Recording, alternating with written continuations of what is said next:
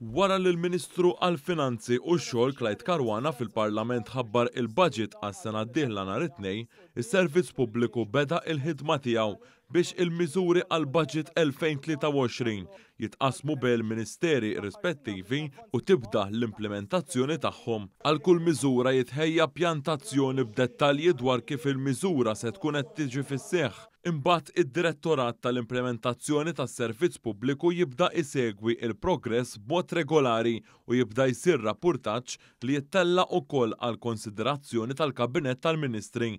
Dan jassigura li dak li jkun imwiegħed fid-diskors tal-budget verament jitwettaq.